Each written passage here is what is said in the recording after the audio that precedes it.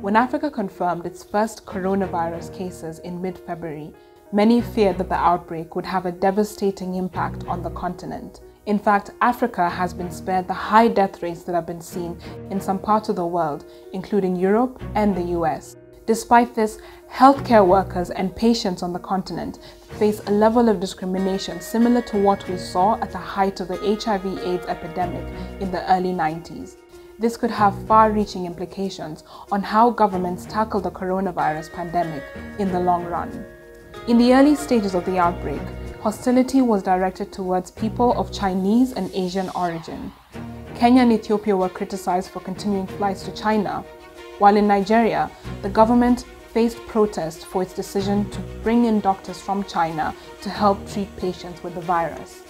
Radio Biafra, a clandestine radio calling for the cessation of southeast Nigeria, echoed a conspiracy that China wanted to decimate the world population.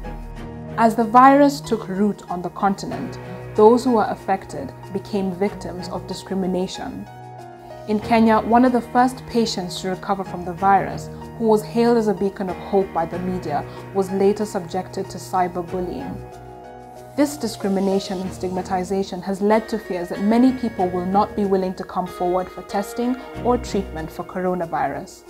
The Ghana Journalists Association has noted that profiling patients would subject them to hatred, ridicule, and discrimination.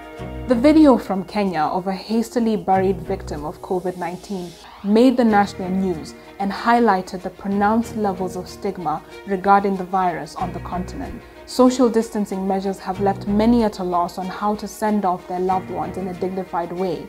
Muslims in Nigeria have been advised by their local Islamic councils on how to send off their loved ones without bringing harm to the living.